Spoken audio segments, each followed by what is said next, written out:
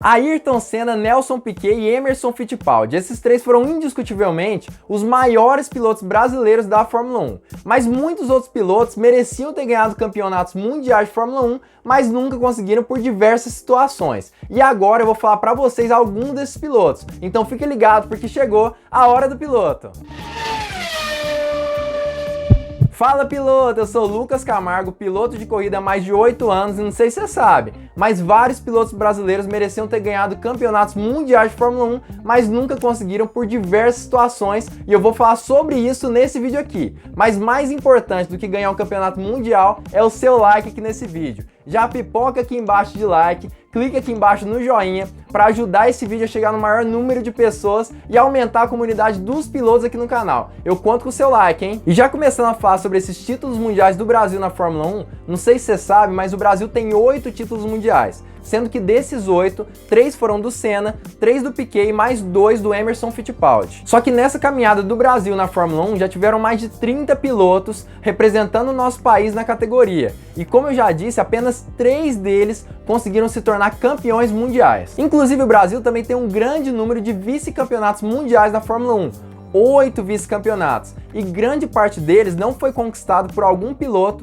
que já havia sido campeão mundial. Foram pilotos diferentes. Isso prova que muitas vezes alguns pilotos que não se tornaram campeões mundiais acabaram batendo na trave mesmo. E agora eu vou falar para vocês sobre 3 pilotos. Um deles, inclusive, tem o mesmo nome do Autódromo de Interlagos. É isso mesmo, aquele autódromo que a Fórmula 1 mesmo usa para fazer algumas corridas. E você realmente precisa saber quem foram esses 3 pilotos. Então assiste esse vídeo até o final, porque esse aqui tá imperdível. E vamos começar a lista por Rubens Barrichello, que nasceu no ano de 1972 e é paulista. Muitas vezes ele é subestimado por muita gente, o pessoal diz que ele não foi um bom piloto, mas eu vou provar pra você que isso na verdade está muito errado. Começando pela sua história no kart, ele começou com 6 aninhos no kart e já conseguiu ganhar muitos campeonatos, inclusive alguns campeonatos brasileiros de kart. Muita gente que estava envolvida com o kartismo brasileiro da época, inclusive falava muitas vezes que Rubens Barrichello era imbatível, ele realmente era um grande piloto de kart. Com 17 aninhos ele já foi para a Fórmula Ford, adivinha?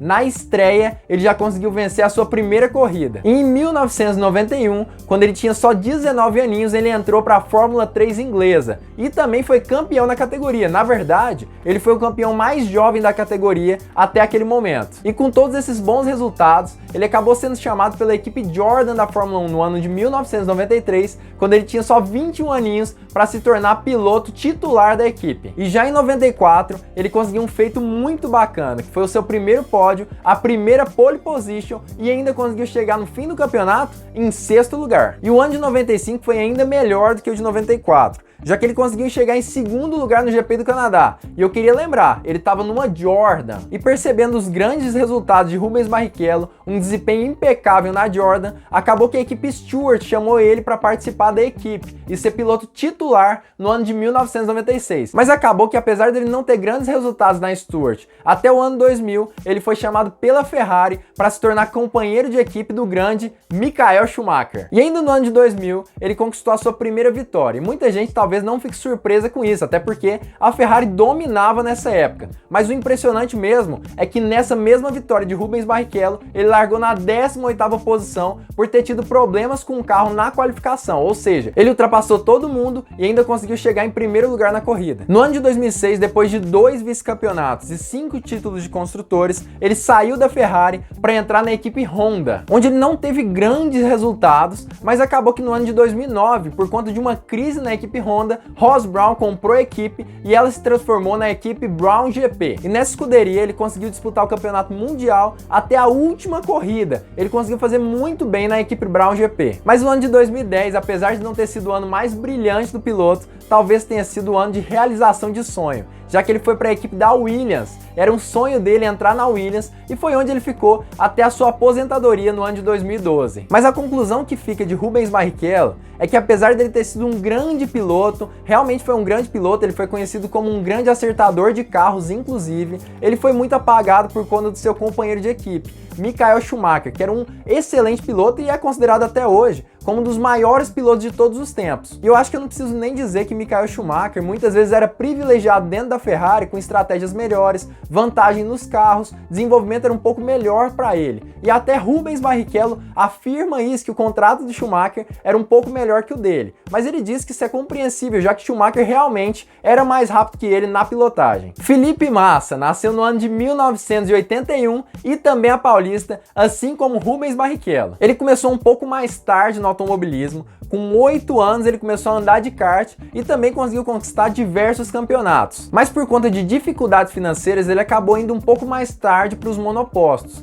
Mas com 18 anos, em 99, ele conseguiu se tornar campeão da Fórmula Ford. E depois desse campeonato da Fórmula Ford, o próximo passo era ir para a Europa. E foi isso que ele fez. No ano de 2000, ele foi para a Fórmula Renault italiana, onde na sua estreia já, ele quebrou diversos recordes na categoria. A intenção dele e da família dele não era que ele terminasse aquele campeonato da Fórmula Renault italiana. Na verdade, ele só ia até uma certa corrida por conta de sua dificuldade financeira, mas ele conseguiu ser apoiado pela sua própria equipe e por alguns amigos e terminou aquele campeonato e adivinha, em primeiro lugar, foi campeão na sua estreia na Fórmula Renault italiana. E além disso, nessa temporada da Fórmula Renault italiana, na primeira etapa ele já foi muito bem, surpreendeu a equipe e tudo mais. A equipe acabou fazendo a inscrição dele também na Fórmula Renault europeia. E adivinha, ele ficou lá até o fim do campeonato também, por conta de bons resultados e foi campeão também na Fórmula Renault europeia no ano de 2000. Então só para frisar, Felipe Massa conseguiu ser campeão da Fórmula Renault italiana e a Fórmula Renault europeia no mesmo ano,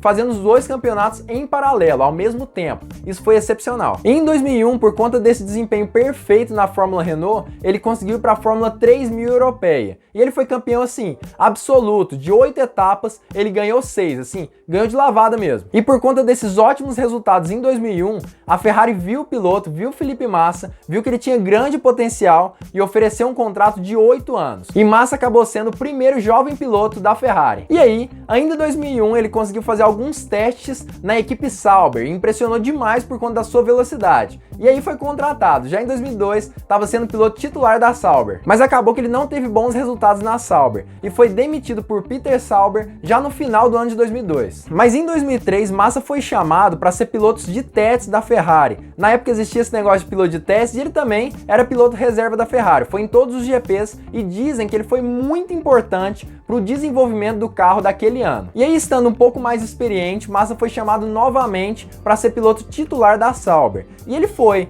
Na verdade, ele conseguiu ter bons resultados, muito melhores que em 2002. Chegou até mesmo a liderar um GP. E aí, em 2005, por conta de ótimos resultados, ele chegou até mesmo a ficar em 4º lugar no GP do Canadá. Ele foi chamado no final do ano para se tornar piloto titular da Ferrari. E já em 2006, ele conseguiu conquistar 2 vitórias, uma delas no GP do Brasil. E ainda terminou o campeonato em 3º lugar, logo atrás de Michael Schumacher, que na época era seu companheiro de equipe. E em 2008, depois de muitas quebras, falhas nas estratégias da Ferrari, ele acabou protagonizando o fim de campeonato mais emocionante de todos os tempos na Fórmula 1, em que ele estava disputando com Lewis Hamilton e acabou perdendo o campeonato por apenas 1 pontinho. Eu falei mais sobre isso, será mesmo que Hamilton merecia ser campeão nesse ano? Eu fiz um vídeo sobre isso e eu vou deixar aqui no card, é só clicar aqui em cima que você vai ser levado diretamente para esse vídeo. Em 2009, ele acabou sofrendo um acidente, uma mola do carro do Rubinho Barrichello acertou a cabeça dele. Ele ficou desacordado, acabou se machucando um pouco e precisou ficar no hospital mesmo e se recuperando até o fim do campeonato. Mas em 2010 ele voltou e conseguiu conquistar o 6º lugar no Campeonato Mundial de Pilotos. E no final de 2013, Massa foi chamado pela Williams para ser piloto titular no ano de 2014. E lá ele conseguiu fazer nesse ano a única pole position não Mercedes e conseguiu colocar a equipe Williams em 3º lugar no campeonato de construtores daquele ano. E em 2016, Massa se aposentou da Fórmula 1 pela primeira vez.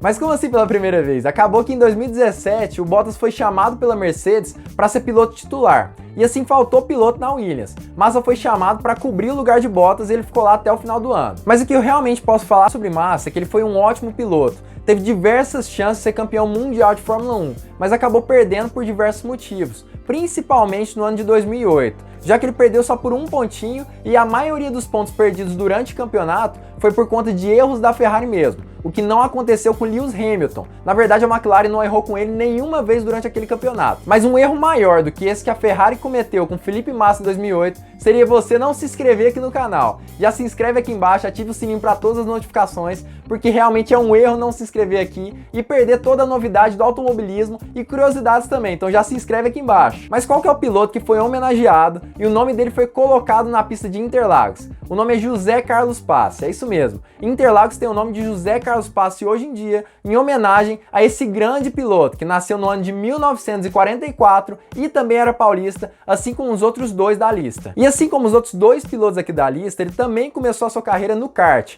no ano de 1960, é isso mesmo. Ele começou no iniciozinho do kart aqui no Brasil, inclusive brincando muitas vezes com Emerson Fittipaldi ali nas pistas. Em 1963, ele foi chamado para participar de uma corrida de turismo na pista de Interlagos, e ele surpreendeu demais. Na verdade, eu acredito que o início da carreira dele como piloto mesmo foi nessa corrida. No ano de 1970, por conta de falta de patrocínio e tudo mais, ele vendeu tudo que ele tinha e escolheu ir para a Fórmula 3 inglesa. E por conta de bons resultados na Fórmula 3, ele acabou conseguindo uma vaga na Fórmula 2. E na equipe de sabe quem? Frank Williams, uma grande equipe da Fórmula 2, uma das melhores da época. E já em 1972, apenas 2 anos depois dele entrar no automobilismo europeu, ele já estava na Fórmula 1 e na equipe Williams também, de Frank Williams. E lá, nesse ano mesmo, ele conseguiu seu primeiro pontinho na categoria. E na época era muito comum que os pilotos de Fórmula 1 corressem um campeonato de Fórmula 1 em paralelo com o de Fórmula 2. E ele fez isso mesmo. Na verdade, ele teve ótimos resultados na Fórmula 2 também, mesmo correndo ao lado de grandes pilotos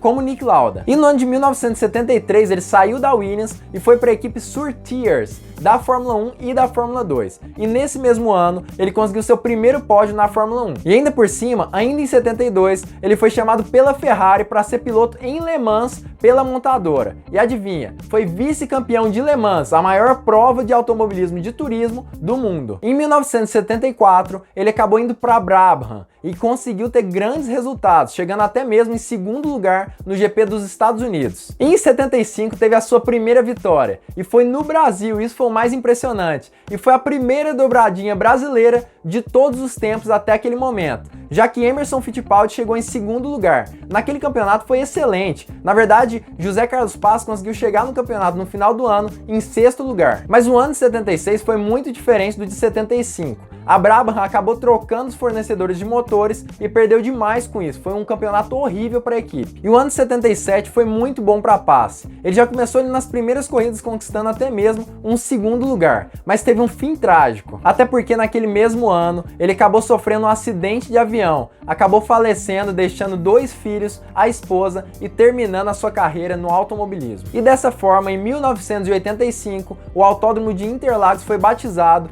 com o nome dele, em homenagem a esse grande piloto. E a conclusão que eu chego com a carreira desse piloto é que ele realmente era um grande piloto, excelente piloto brasileiro e considerado como um dos melhores de todos os tempos, nacionalmente e internacionalmente. Muita gente dizia que ele era o campeão que nunca tinha ganhado um título. E o pessoal também diz que se não fosse o acidente trágico, ele iria ter conseguido ser campeão mundial em algum momento da sua vida. Mas esses foram 3 pilotos brasileiros que mereciam ter ganhado o campeonato mundial de Fórmula 1, mas não conseguiram. Se você sabe de mais algum, comenta aqui embaixo. Talvez eu até faça outro vídeo, uma parte 2 desse vídeo aqui, se tiver muito like, muito comentário, muita sugestão. E também compartilhe esse vídeo com todos os seus amigos se você gostou desse assunto. E se tiver alguma sugestão para o canal, é só comentar aqui embaixo. Então fica ligado, porque muito em breve nós teremos mais uma Hora do Piloto.